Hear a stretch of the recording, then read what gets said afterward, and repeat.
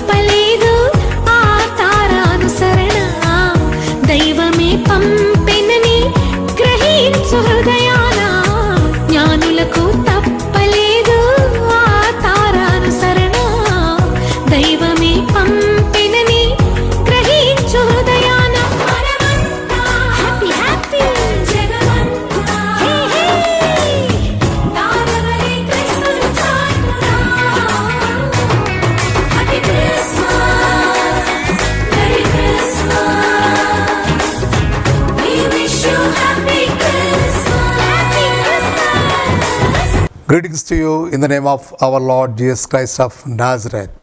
ప్రభు యేసుక్రీస్తు నామములో మీ అందరికీ క్రిస్మస్ శుభములు తెలియపరుస్తూ ఉన్నాను.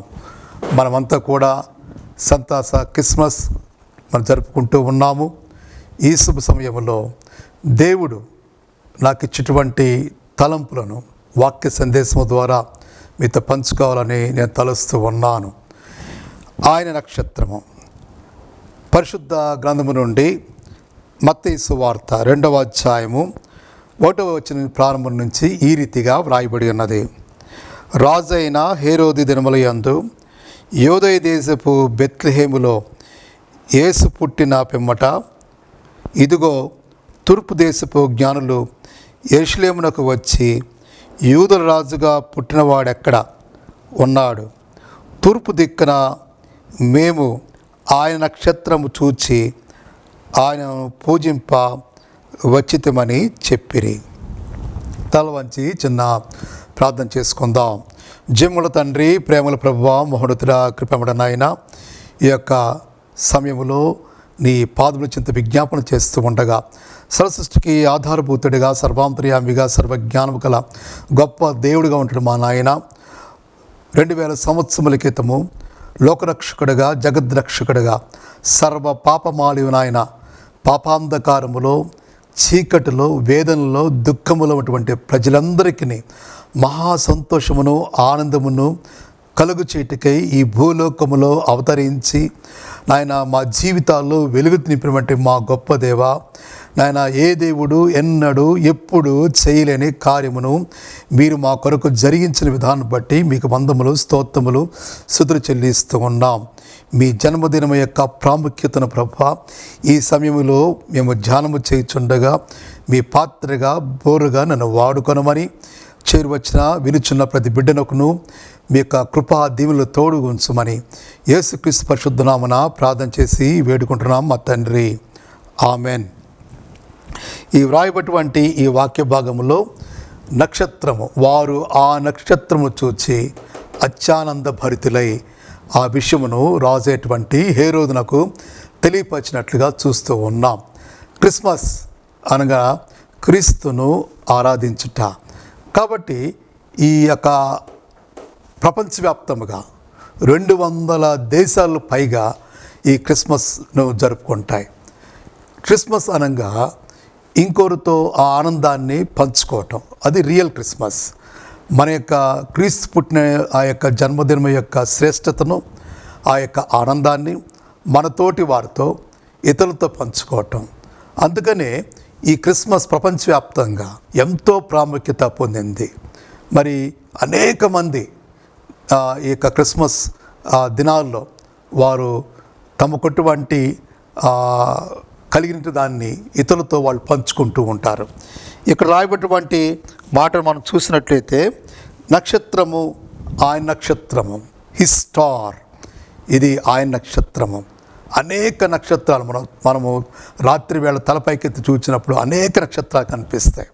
కానీ 2000 సంవత్సరాల క్రితం ఆయన కొరకు దేవుడు ఈ లోకములో తన జగదైక కుమారుడు, తన జనిదైక కుమారుడు, తన ఏకైక కుమారుడు, తన ప్రియ కుమారుడు ఈ లోకములో పంపించినప్పుడు దానికి గుర్తుగా ఆయన ఆకాశమందు ఒక నక్షత్రమును ఉంచినట్లుగా మన పరిశుద్ధ గ్రంథములో మనకు తెలియపరుస్తూ ఉంది.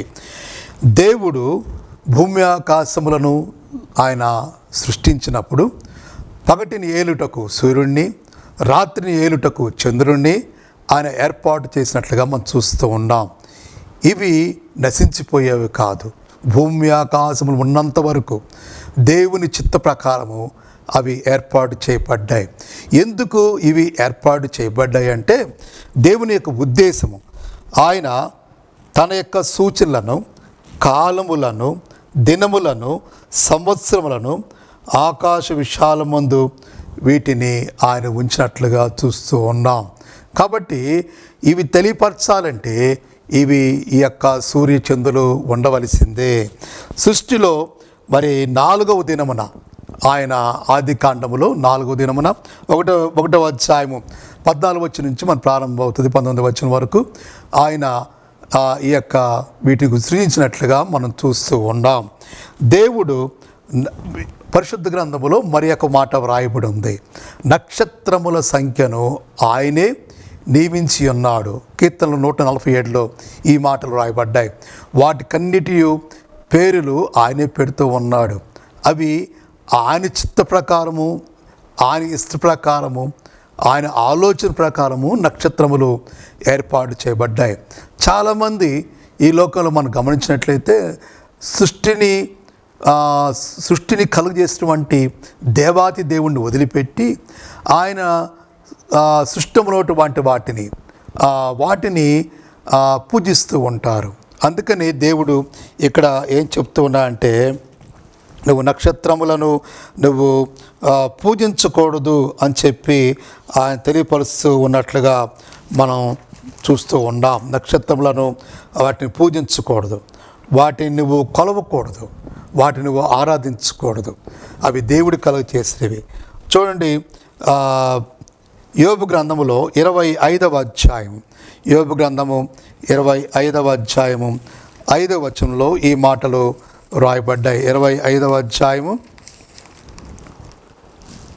5వ వచనం, ఆయన దృష్టికి చంద్రుడు కాంతి గలవాడు, నక్షత్రములు పవిత్రమైనవి కావు.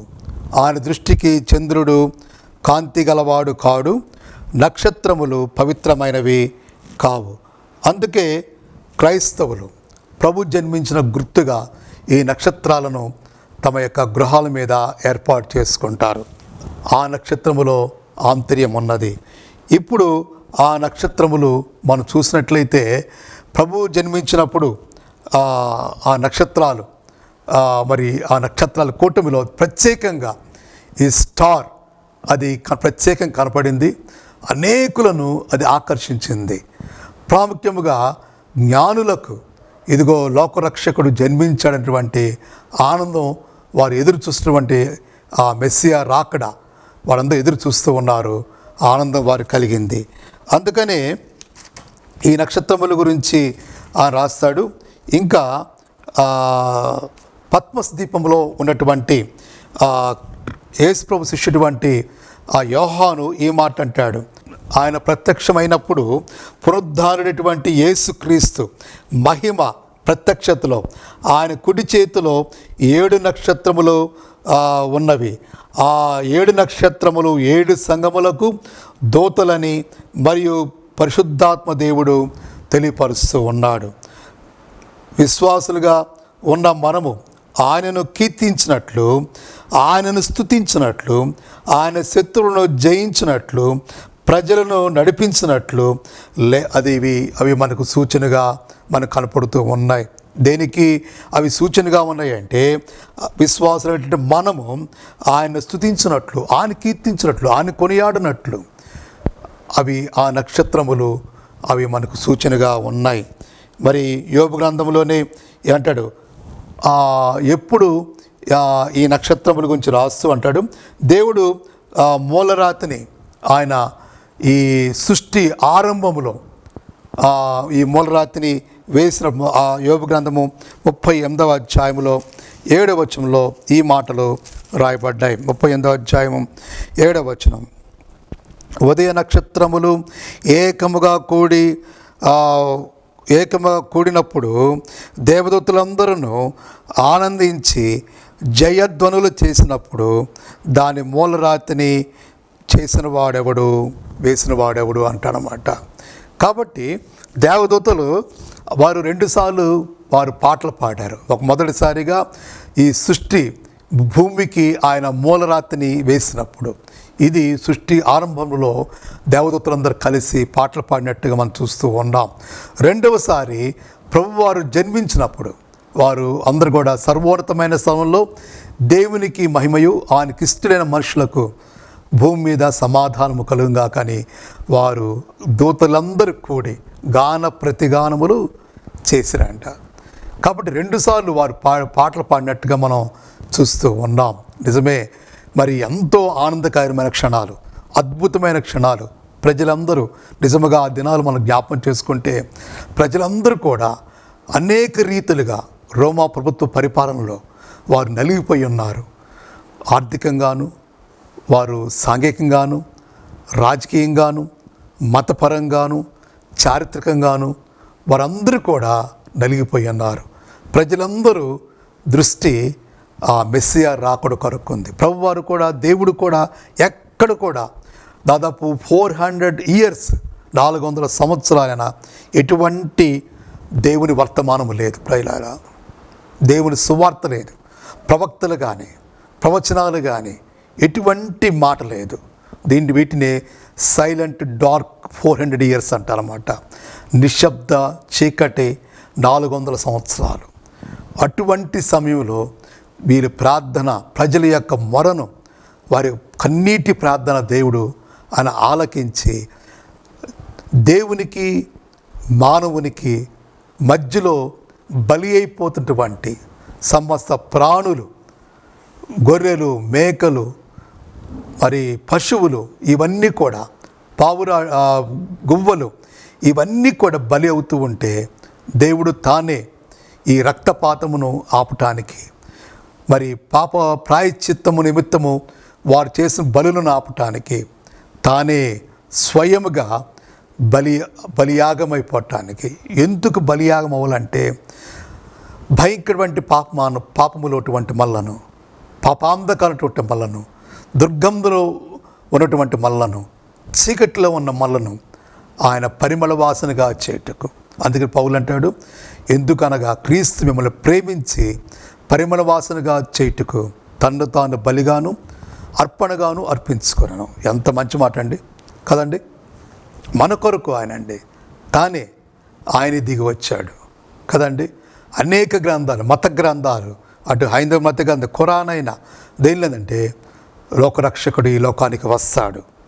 ప్రవక్తలు ప్రవచించిన రీతిగా, లేఖనము నెరవేరినట్లుగా ఆయన ఈ లోకానికి అడుగుపెట్టాడు.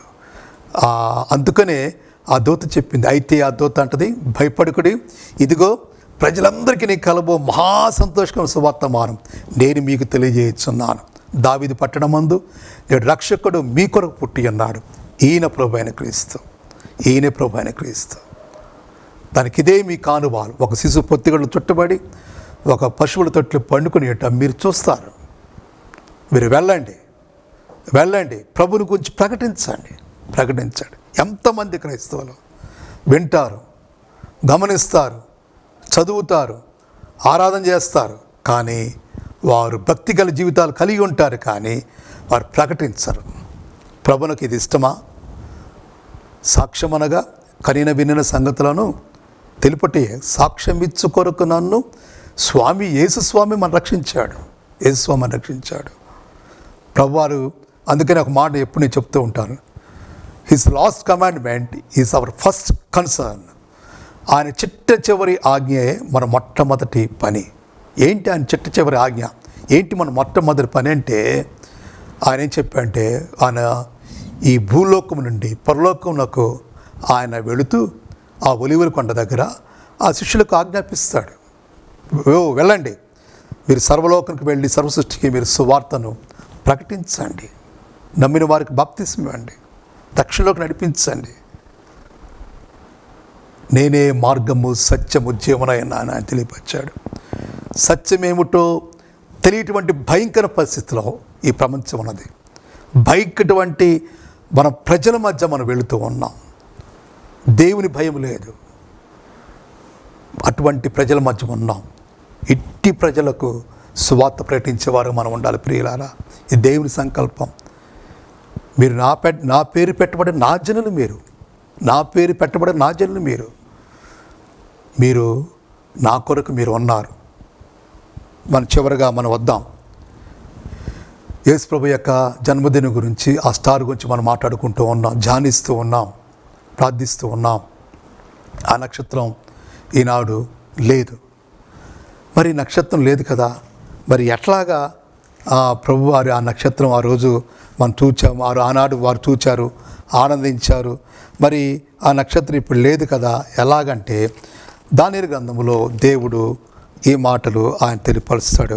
12వ అధ్యాయము 3వ వచనంలో ఒకసారి మనం గమనిద్దాం. దానియేలు 12వ అధ్యాయము 3వ వచనం, బుద్ధిమంతులైతే ఆకాశ మండలములోని జ్యోతులను పోలిన వారై ప్రకాశించెదరు.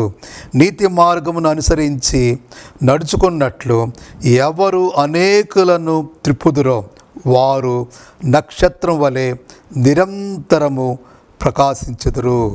బుద్ధిమంతులైతే ఎవరైతే నీతి మార్గమును అనుసరించినట్లు నడిపిస్తారో, ఈ లోకంలో వాడు ఆ స్టార్ అంటాడు, ఈ స్టార్ అంటాడు, ఈ స్టార్ అంటాడు, ఆ స్టార్ అంటాడు. ఈ స్టార్లు ఏమీ కూడా ఒక్క స్టార్ కూడా ఉంటుందండి. నిజమైన నక్షత్రాలు ఎవరంటే మనమే. ఎవరైతే సత్య మార్గంలో నడిపిస్తామో, యేసు ప్రభుని మనం తెలియపరుస్తామో, దేవుని గురించిన సువార్త మనం ప్రకటిస్తామో, అంధకారటువంటి ప్రజలకు ప్రభు యేసు గురించి, ఆయన విశిష్టత గురించి, ఆయన మన కొరకు మరణించిన విధానం గురించి, జన్మించిన విధానం గురించి, పరిచర్య గురించి, మరణము గురించి, ఆయన పునరుద్ధానం గురించి, ఆయన రెండవ రాకడ గురించి మనం తెలియపరుస్తామో, సత్యమార్గం నడిపిస్తామో, వారు మన గురించి సాక్ష్యం ఇస్తారో, అప్పుడు మనం ప్రకాశిస్తాం. నిజమైన రియల్ స్టార్స్ ఎవరంటే మనమే. నిజమైన నక్షత్రంలాగా నువ్వు ఉండాలని, నేను ఉండాలని మనం కోరుకోవాలి. నశించిపోయే నక్షత్రాల వైపు ఈ లోకం పరిగెత్తా ఉంది. కొద్దిసేపు కనపడి అంతలోనే మాయమైపోయేటువంటి, కొంతకాలం కనపడి కనుమరుగైపోయేటువంటి నక్షత్రాల వైపు మనం పరిగెత్తూ ఉన్నాం. ప్రియులారా, ప్రభు అంటాడు, ఆ నక్షత్రాలు కాదు ప్రభు, నువ్వే ఆ నక్షత్రం అంటాడు. నువ్వే ఆ నక్షత్రం. నువ్వు నా కొరకు నువ్వు ప్రకాశించాలి, నా కొరకు నువ్వు జీవించాలి, నా కొరకు నువ్వు ఈ లోకంలో శాశ్వతమైన నక్షత్రంలాగా వెలిగిపోవాలి. ప్రభు కోరుకుంటున్నదండి. అందరూ కూడా మన వెలుగును, మన యొక్క ఖ్యాతిని, మన యొక్క విశిష్టతను, మన యొక్క ఆనందాన్ని వారు కోరుకోరండి. మనం దుఃఖపడితే వారు సంతోషపడతారు. కానీ మన ప్రభు ప్రేమ కలవాడండి, దయ కలవాడండి, వాత్సల్యత కలవాడు, కృప చూపించేవాడండి. తరతరములకు ప్రభువా, తరతరముల నుండి మాకు నివాసస్థలమే. మోషే భక్తుడు 90వ కీర్తనలు అంటాడు, భూమిని ఆకాశం అని మాట్లాడుతుంటాడు, ఉదయమున నీ కృపతో మమ్మల్ని తృప్తిపరచము, ఉదయమున నీ కృపతో మమ్మల్ని తృప్తిపరచము, అప్పుడు మా దినములన్నీ మేము ఉత్సహించి సంతోషించదము. ఉత్సహించి సంతోషిదము. మా దేవుడని యెహోవా ప్రసన్నత మా మీద ఉండునుగాక, మా మీద ఉండునుగాక. ఆయన ప్రసన్నత, ఆయన వెలుగు, ఆయన జాలి మన మీద ఉండాలంటే నీతిసూరుడైనటువంటి యేసు ప్రభు యొక్క వెలుగులో మనం ప్రకాశించాలి. ప్రియులారా, ఆ నక్షత్రం చేసే పనులు చెప్పి నేను ముగించి వేస్తాను. ఆ నక్షత్రం 3 పనులు చేసింది. మొదటిగా, అది దేదీప్యమానముగా ఆకాశ మండలంలో అన్ని నక్షత్రాల కన్నా అద్భుతంగా మహా వెలుగులతో అది వెలిగిందండి. రెండవది, ఆ నక్షత్రము జ్ఞానులను యూదయ దేశంలోని బెత్లెహేమునకు అది నడిపించింది.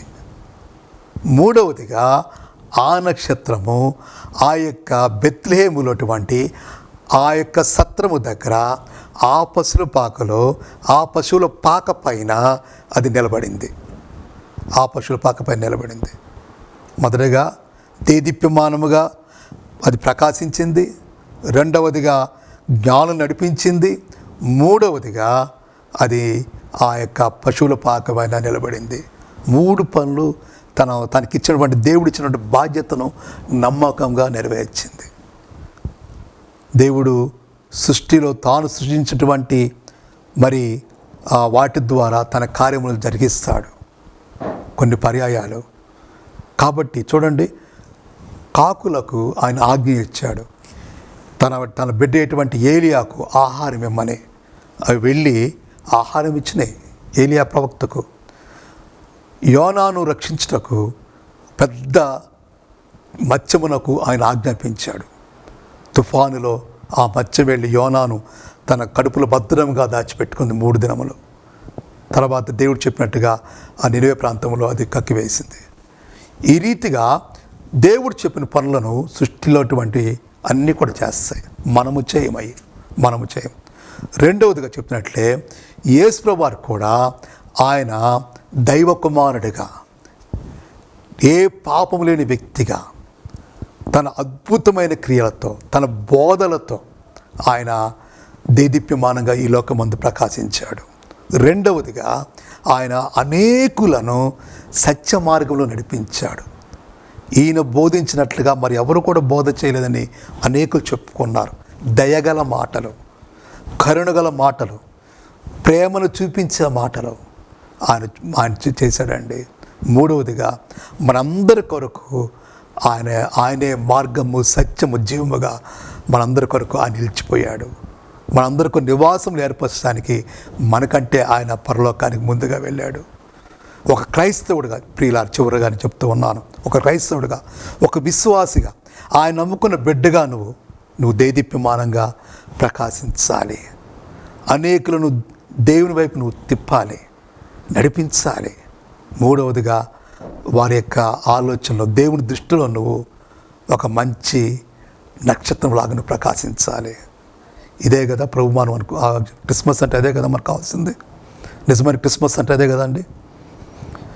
మనము స్టార్స్ పెట్టుకోవటం, ఇంటికి డెకరేషన్ చేసుకోవటం, కావలసిన నచ్చింది తినటం, కావలసిన నచ్చింది తాగటం, మనకి అందరిని పిలుచుకోవటం, అందరినితో కలిసి అవి తప్పు కాదు. కానీ ప్రభు అంటాడు, వీటన్నిటికన్నా నీ హృదయములో నువ్వు నన్ను ఆహ్వానించు, నీ హృదయంలోనికి నన్ను పిలు. హృదయం అనే తలుపు యొద్ద నేను తట్టుచున్నాను, నువ్వు నా ఆహ్వానించు. నేను నీ యొద్దే ఉంటాను, నీ కుటుంబంతో కలిసి నేను ఉంటాను, నీ ఇంటికి అధిపతి ఉంటాను, నేను ఆశీర్వదిస్తాను, నిన్నే దీవిస్తాను. నువ్వు సంతోషభరితంగా ఉండాలని ప్రభు కోరుకుంటాడండి. అనేక సంవత్సరాలు క్రిస్మస్ మనం వెళ్ళిపోయినాయి. నిజమైన క్రిస్మస్ మనం జరుపుకోవాలా. ఇంకా అనేక విషయాలు కానీ సమయం లేదు కాబట్టి నేను ముగిస్తూ ఉన్నాను. ప్రియులారా, మీ దేవుడు నువ్వు రియల్ స్టార్గా, నిజమైన నక్షత్రంగా నువ్వు, నీ కుటుంబం, నీ బిడ్డలు, నీ అభివృద్ధి ఉండాలని ప్రభు కోరుకుంటాడు. ఎవ్వరు కోరుకోరండి, దేవుడు ఒక్కడే కోరుకుంటాడు. ప్రభువారే కోరుకుంటాడు. నేను ప్రేమ, నా బిడ్డ నా వద్దకు రా, నేను దీవిస్తాను, నిన్ను ఆశీర్దిస్తాను. ఆయన కరుణ కలవాడండి, కరుణామయుడిగా, దయామయుడిగా, కృప చూపించేవాడుగా, తానే దీనుడై ఆయన ధనవంతుడయ్యండి మన దారిద్ర్యాన్ని ఆయన భరించడానికి తనను తాను తగ్గించుకొని రిక్తునిగా చేసుకొని కోటాను కోట్ల దూతగణములు చే నిత్యము పరిశుద్ధుడు పరిశుద్ధుడు పరిశుద్ధుడిని స్తుతించబడి ఆరాధించబడి అగ్ని వంటి దేవుడు, రోషము గల దేవుడు. పాత నిబంధన కాలం దేవుడి దగ్గరికి వెళ్ళటానికి వీల్లేదు. అగ్ని వంటి దేవుడు, కాలిపోతారు, మాడి మసైపోతారు. కానీ ఆయన తగ్గించుకొని ఆ రిక్తునిగా చేసుకొని నీ కొరకు నా కొరకు మన జీవితాలను కొంపు కొట్టి, మన జీవితాలని వాసన కొట్టి, మన జీవితాలని పరిమళ వాసన, ఫ్రాగ్రెన్స్, మంచి సువాసనగా చేయటానికి, నిజమైన ఆనందంతో నింపడానికి ఆయన ఈ లోకరక్షకుడు వచ్చాడు. అదే నిజమైన క్రిస్మస్ ప్రియులారా. కాబట్టి దేవుడు మిమ్మల్ని, మీ కుటుంబాలని మరింతగా దీవించి క్రిస్మస్ ఆనందంతో నింపాలని ఈ కొద్ది మాటలను ముగిస్తూ ఉన్నాను. తల వంచి చిన్న ప్రార్థన చేసుకుందాం. తల వంచి ప్రార్థన చేసుకుందాం. జీవముల తండ్రి, ప్రేమల ప్రభువా, మహోన్నతుడా, కృపమడ నాయన, ఇప్పుడు వరకు నాయన మీరు మాతో మాట్లాడే విధానం బట్టి వందా ప్రభా. నిజమైన క్రిస్మస్ ఆనందమును మా జీవితాలు మీరు ప్రవేశపెట్టండి అయ్యా. అయ్యా మా సంఘాల్లో నాయన, మా కుటుంబాలు, మా బిడ్డల మధ్య నాయన ఈ క్రిస్మస్ ఆనందం ఉంచండి అయ్యా. అవును తండ్రి, ఒక నక్షత్రం వల్ల మేము ప్రకాశించాలని ప్రభా మీరు కోరుకుంటున్నాను నాయన. అటువలే ప్రభా మీ బుద్ధిమంతులే ప్రభా, ఆకాశం మంది నక్షత్రం వల్లే మేము ప్రకాశించినట్లుగా అనేకులకు నాయన మేము నడిపించే రీతిగా సత్యమేమిటో బోధించి సత్య మార్గంలో వారిని మేము నడిపించినట్లుగా మాకు సహాయం దయచేయమని అయ్యా. ఈ కార్యక్రమంలో నా పాల్గొని ప్రతి బిడ్డను ప్రభువా నాయన వారిని దీవించండి, ఆస్వాదించమని, మీ కృపా సమాధానం నింపమని మీ ప్రియకుమారుడు మా రక్షకుడైన యేసుక్రీస్తు పరిశుద్ధ నామమున ప్రార్థన చేసి వేడుకుంటున్నాం మా తండ్రి, ఆమేన్. మన పరమ తండ్రి యొక్క దేవుని ప్రేమ, ప్రభువైన యేసుక్రీస్తు కృప, పరిశుద్ధాత్మని కన్యల సహవాసము ఇప్పుడు ఎల్లప్పుడూ సదాకాలం మీతో గడువండి నడిపించునుగాక. ఆమేన్. మీ అందరికీ వందనాలు.